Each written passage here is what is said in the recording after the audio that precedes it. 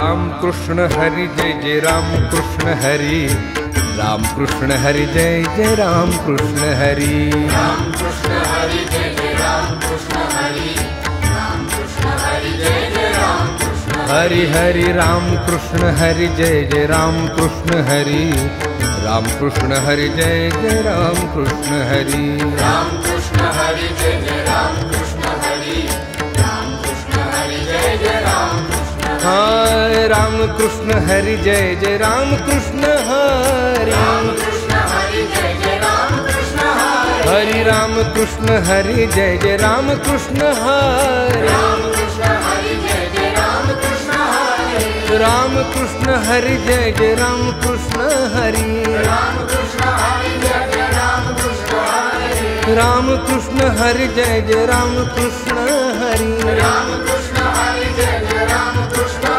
हरि राम कृष्ण. मग राम आणि कृष्ण ह्यांच्यात फरक काय? अवतार दोन दाखवलेत. येस. बरं, अवतार निर्माण कोणी केले? तो एक तर मुळात अव्यक्त परमात्माच आहे, हां, पण त्या परमात्म्याला भूमिकेत घातलं कोणी त्यांनी. नाही.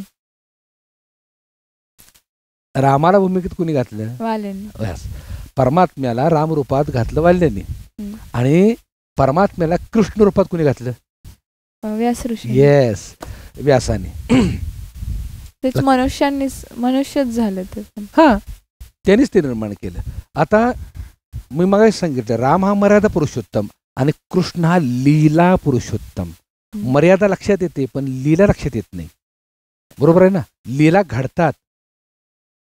तुझ्या लक्षात आलं का? आणि ह्या लीला वेगवेगळ्या घडत असतात. सूर्य उगवतोय, मावळतोय, ती तिची लीला आहे. समुद्र आपली मर्यादा ओलांडत नाही, ती त्याची लीला आहे. लक्षात आलं का? पृथ्वी आपली 1 इंच सुद्धा तिनं जागा सोडली नाही, ती त्याची लीला आहे. ओके. भूमिका समजून घे. ह्या लीला आहेत आणि लीला कळत नाहीत. ती लीला घडवतो ती शक्ती वेगळी. कृष्ण हा लीला पुरुषोत्तम दाखवलाय आणि राम हा मर्यादा पुरुषोत्तम दाखवलाय. हं. आता रामाचं चरित्र जर अनुभवायचं म्हटलं तर इतकं छान आहे, इतकं गोड आहे, ते सहज कळेल. तुम्ही जर रामायण वाचलं अगदी सोप्या पद्धतीनं, तर रामाने एक असं एका वलयामध्ये सुंदर असं छोटंसंच वलय आहे, ते त्या सुंदर असं ती छोटी छोटी पात्र आहेत त्यामध्ये, हं. आणि तो राम कळतो खऱ्या अर्थानं. ॲक्सेप्ट करता येतो, अनुभवता येतो, समजतो. तो अवतार समजतो. Right. त्या अवतारासाठी ओशोंच्या चिंतनामध्ये इतकं सुंदर वर्णन केलं की राम म्हणजे एक बगीचा आहे. एक 2 एकराचा सुंदर असा बगीचा आहे तो. हं. लक्षात आला का? आणि त्या बगीच्यामध्ये आपण जाऊ शकतो, फुलांना स्पर्श करू शकतो, फुलपाखरं पाहू शकतो, वेगवेगळे झाडं बघू शकतो, अनुभवू शकतो, कारण ती बाग आहे ती. Right. बरोबर आहे. पण कृष्ण हे अथांग जंगल आहे. म्हणजे व्यासाने जो मांडलाय ना कृष्ण, लक्षात आला का? ते अथांग जंगल. अथांग म्हणजे ज्याचा थांग पत्ता लागत नाही असं ते जंगल आहे. एकदा त्या जंगलात घुसला, लक्षात आला का, तर तो परत येत नाही. असं ते गूढ आहे कृष्ण तत्व आणि कृष्ण लीला. तुझ्या लक्षात आलं का? हं. आता सर्वसामान्य जीव काय करतो? दुःख झालं की दुःख व्यक्त करतो. अरे या दुःख झालं मला, बायको माझ्यावर बोलेना, लक्षात आला का, मुलगा मला विचारेना, हे करेना, ते हे तो प्रापंचिक जीवाची भूमिका राम करत असतो. ओके. हे दाखवतो. म्हणजे थोडं दुःख झालं तर तो दुःख व्यक्त करतो. येस. पण कृष्ण तसं नाही. नाही. कृष्ण एकच सांगतो, कसलंही संकट आलं तर ते येताना जातं, आपली जागा आपण सोडायची नाही. नाही. लक्षात आलं का? म्हणजे दुःखात, प्रतिकूल परिस्थितीमध्ये, प्रतिकूल अवस्थेमध्ये आनंदात कसं राहायचं. राईट. संरक्षणासाठी बरेच अवतार आहेत, पण संरक्षणासाठी प्रत्येक अवतारामध्ये शस्त्र दिले. हं. बरोबर आहे ना? Yes. प्रत्येक अवतारामध्ये शस्त्र दिलेलं आहे. राम अवतारामध्ये धनुष्यबाण आहे, नाही का? परशुरामाच्या अवतारामध्ये कुऱ्हाड आहे. तर प्रत्येकाला शस्त्र दिलेले आहेत. येस. कृष्ण अवतारामध्ये शस्त्र दिले का? नाही. नाही. का? प्रेमानं जग जिंकता येतं हे कृष्ण तत्व सांगतं. शस्त्रानं नाही जिंकता येत, प्रेमानंच जग जिंकता येतं. आणि खऱ्या अर्थानं कृष्णाने जो धर्म सांगितलाय ना, कृष्णाने धर्म सांगितला तो धर्म श्रेष्ठ आहे. कुठला धर्म आहे? प्रेमाचं दुसरं नाव धर्म. धर्म म्हणजे प्रेम, प्रेम म्हणजे धर्म. राईट. इतकं ते कृष्ण सुंदर आहे. बघ जन्मच त्याचा बंदीशाळेत दाखवलाय. तो विषय झाला बंदीशाळेत म्हणजे जेलमध्ये जो जन्माला आला. हम्म. प्रतिकूलता तिथनं सुरुवात झाली. जन्माला याच्या आधीच कंस मागा लागला होता. right. लक्षात आलं का? जन्माला आल्याबरोबर प्रतिकूल अवस्थेत बंदीशाळेत जन्माला येऊन सुद्धा कृष्ण तत्व हसत जन्माला आलं. right. याचा अर्थ असा होतो की कृष्ण हा जीवनाकडे बघण्याचा त्याचा दृष्टिकोन हा उत्सव आहे. आज मिळालं मिळालं, नाही मिळालं नाही मिळालं, आहे त्या माझा मी आनंद पातळीवरती. सोडणार नाही. आहे त्या पातळीवरती. यस. आता तूच सांगितलंस बघ, संकट येतात जातात, रस्त्यात चढ उतार राहतो. लक्षात आलं का? त्या मार्गाने आपण चालत राहायचं आणि किंबहुना आपण साक्षीत्वानं त्याच्याकडे बघत राहायचं. आणि हे साक्षीत्वानं बघणं ही भूमिका करतो श्रीकृष्ण. बाबा सुर्पणखा दाखवले तर त्याच्यात दृष्टांत पण आहे एक, लक्ष्मण आणि सुर्पणखाचं नाक कापलेलं. तर त्याला जरा एक्सप्लेन करू शकता तुम्ही? येस. आता अहंकार म्हणजे रावण आणि रावणाची बहीण ही कोण आहे माहिती आहे का? सुर्पणखा. झोप. शूर्पणखा. ओके. सुर्पणखा म्हणजे झोप. झोप. शूर्पणखा म्हणजे झोप. प्रत्येक जीवाला प्यारी असलेली गोष्ट. झोप. प्रत्येक जीवाला प्यारी असलेली गोष्ट काय? झोप आहे. तर ती झोप ज्या वेळेला लक्ष आणि मन प्रभू रामचंद्राच्या बरोबर असताना भक्ती समवेत ज्या वेळेला तो जातो, लक्षात आलं का? त्यावेळेला लक्ष आणि मन ही कशी पाहिजेत? अलर्ट पाहिजेत. येस. लक्ष आणि मन हे अलर्ट पाहिजेत. लक्ष परमात्म्याकडं, लक्षात आलं का? आणि मन भक्तीकडं. बरं. लक्ष कुठं पाहिजे? परमात्मा. परमात्म्याकडे. आणि मन कुठं गुंतलं पाहिजे? भक्ती. भक्तीकडे. म्हणून लक्ष्मणाला जबाबदारी जी दिली होती ती देवाकडे Alertness. लक्ष ठेव आणि भक्ती तर म्हणजे सीतेकडे लक्ष ठेव. ओके. ओके. ज्या वेळेला झोप अनावर होते साधनेच्या वेळेला आपण ध्यानाला बसलो, लक्षात आलं का? झोप लक्ष आणि मन विचलित करण्यासाठी झोप येते आणि झोप ज्या वेळेला येते त्याला लय म्हणतात, विक्षेप म्हणतात. झोप ज्या वेळेला येते त्यावेळेला लक्ष मन गारद होतो. येस. अर्थ कळला का? ज्यावेळेला लक्ष आणि मन सतर्क होते त्यावेळेला त्यानं देवाला जाऊन विचारलं की अशी अशी शूर्पणखा आलेली आहे, ती म्हणते माझ्यावर लग्न कर, काय करू सांगा. त्यावेळेला भगवंताने सांगितलं म्हणजे विवेक. लक्षात आलं का? त्यावेळेला विवेक त्या लक्ष्मणाचा जागा करतात आणि त्याला सांगतात की जा आणि त्याचं नाक कापून टाक. त्याचा अर्थ असा आहे, शूर्पणखा म्हणजे झोप. ज्या वेळेला साधनेत झोप येते त्यावेळेला हो नाकाच्या शेंड्याला चिमटा घेतला की झोप पळून जाते. ओके. आपण साधना करताना नाकाच्या शेंड्याला चिमटा काढायचा जोरात, कारण पूर्ण सेन्सिटिव्ह भाग आहे. लक्षात आला का? आणि म्हणून नाकाच्या शेंड्याला चिमटा काढला साधना करत ध्यान करत असताना की ते ऑटोमॅटिकली शूर्पणखा निघून जाते. आणि म्हणून नाक कुंभकर्ण. कापतेचं. कुंभकर्ण म्हणजे आळस, कारण तो 6 महिने जागा दाखवलाय आणि 6 महिने झोपलेला दाखवलाय. येस. लक्षात आला का? आळस म्हणजे आळसाची भूमिका करणारा तो कोण आहे तर तो कुंभकर्ण आहे. ते तर रावणाला म्हणजे अहिरावण आणि महिरावण ही 2 मुख्य मुलं आहेत ना. अहिरावण आणि महिरावण हे काम आणि क्रोध आहेत. रामायणामध्ये वास्तव्याचं दाखवलं तळाला, समुद्राच्या तळाला ते राहतात. ओके. कुठं राहतात ते? समुद्राच्या तळाला. काम आणि क्रोध ही मुलाधाराच्या ठिकाणी राहतात. त्यांना बाहेर काढायची गरज नाहीये. ते मुलाधाराच्याच ठिकाणी राहतात. अहिरावण आणि महिरावण. सप्तसमुद्राच्या खाली. आता सप्तसमुद्र म्हणजे हेच ना, ही 7 चक्र आहेत. ती मुलाधार हे खालचं चक्र आहे. लक्षात आलं का? तिथेही 2 जण राहतात, काम आणि क्रोध. असं त्या. आता मला सांग, हे काम आणि क्रोध, मुलाधार, सहस्रदळ, लक्षात आला का? विवेक, मन, बुद्धी, अहंकार, आळस, झोप, ही जर असं तोंडी जर सांगितलं तर पटेल का ग तुला? नाही. काय त्याच्यासाठी तुला काहीतरी भूमिका मांडायला लागणार. हो. बरोबर आहे ना? आनंद चित्रपट बघितलास का तू? नाही. तू आनंद चित्रपट जरूर बघ. त्यामध्ये राजेश खन्नानं कॅन्सरग्रस्त रोग्याची भूमिका केलेली आहे. कॅन्सर झालेल्या रोग्याची भूमिका केलेली आहे. ऍक्च्युली त्याला कॅन्सर झालाय का तर नाही आहे, पण त्यानं भूमिका इतक्या सुंदर केली, इतक्या सुंदर केली. लक्षात आलं का? नाही, भूमिका सुंदर केली. चित्रपट बघताना अक्षरशः गहिवरून येतं. ओके. पण त्यानं काय केली? भूमिका केली ती. भूमिका मांडल्याशिवाय ती काय कळत नाही. तसं रामायण महाभारतामध्ये ही पात्र भूमिका करतायत आणि त्याचा मुख्य गाभार्थ, मुख्य जो अर्थ आहे तो म्हणजे अध्यात्म आहे.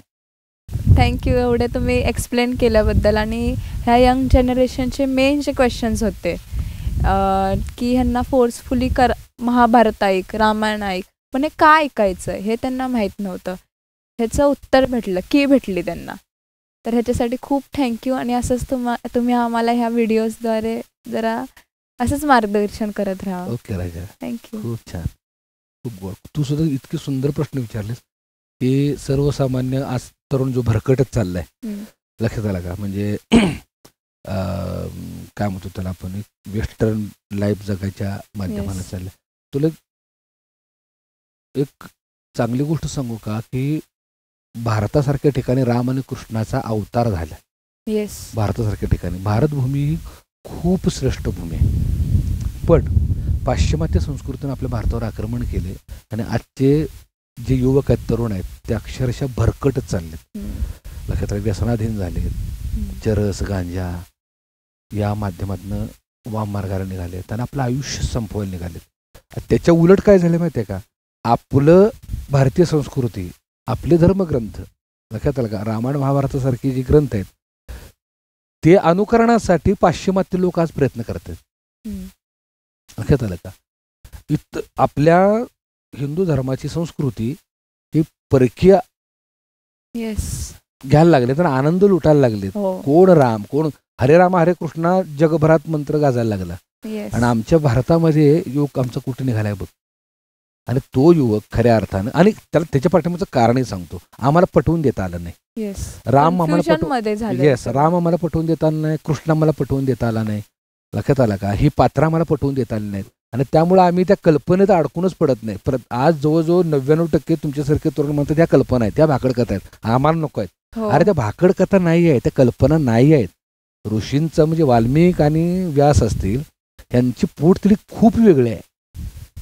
लक्षात आला का? या माध्यमातनं या शरीरामध्ये घडणाऱ्या ज्या घडामोडी आहेत, लक्षात आलं, त्या घडामोडी त्यांनी लक्षात आणल्या. आणि आनंद कुठे मिळणार तुम्हाला?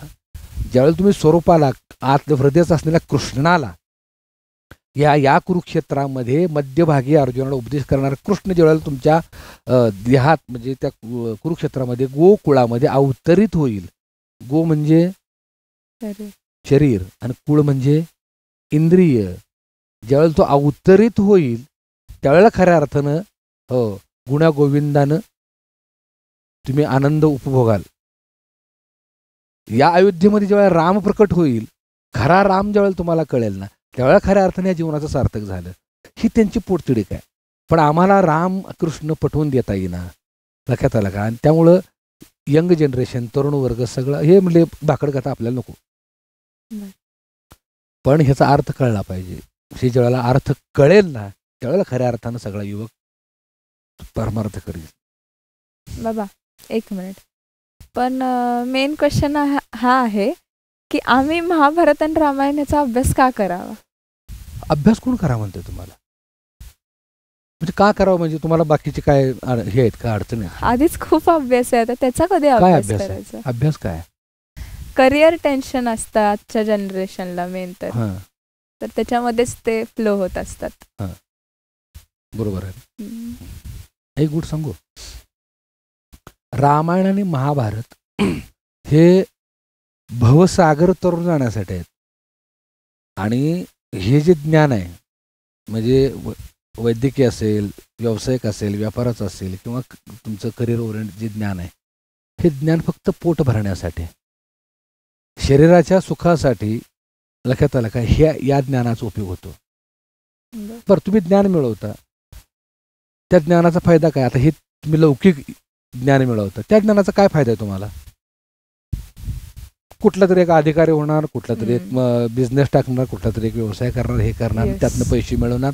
लक्षात आलं का? चांगले बंगले बांधणार, नाही का, बँक बॅलन्स ठेवणार.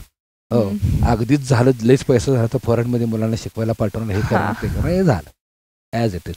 त्याच्यानंतर सगळंच करतात. पण ज्या वेळेला तुम्ही स्वतःकडे बघता, इतर जीव हा इतर देहात आहे. बैल असतील, कुत्रा असतील, मांजरे असतील, सगळे असतील. मीच का मनुष्य देहात आले? जोपर्यंत हा विवेक जागा होत नाही, मी माणसाच्याच देहात का आलो आणि मग माझं कर्तव्य काय? सगळेच करतायत, सगळेच प्रयत्न करतायत, सगळेच करिअरसाठी ध्येयासाठी वेडे झालेले आहेत, सगळेजण प्रयत्न करतात, सगळेच परीक्षा देत आहेत, सगळेच स्पर्धेत आहेत. या स्पर्धेत मी काय? माझ्यापेक्षा कोणीतरी 4था मजला त्यानं बांधलेला आहे. माझ्या कारपेक्षा कोणीतरी चांगली 1.5 कोटी 2 कोटीची कार घेतलेली आहे. किती दिवस स्पर्धा करणार मी? ही स्पर्धा काय आहे? म्हणजे ऐहिक जीवन जे आहे, लक्षात आलं का? ते ऐहिक जीवनाच्या माध्यमातून आम्ही जे प्रयत्न करतो त्या प्रयत्नातनं सुख मिळत नाही. सुख मिळतच नाही, प्रयत्नात आमचं दुःखच आहे. सुख कशात आहे? ज्या वेळेला सगळं आम्ही टाकतो, याची नश्वरता लक्षात येते आणि शाश्वत काय आहे? आत्मस्वरूप. शाश्वत काय आहे? स्वतःला ओळखणं आणि त्या परमानंदात बुडून जाणं. लक्षात आलं? कारण ते माध्यम काय तर ते मेडिटेशन, ते माध्यम काय तर ते ध्यान, ते माध्यम काय तर ते चिंतन. आणि हे शिकवले महाभारत आणि रामायणामध्ये.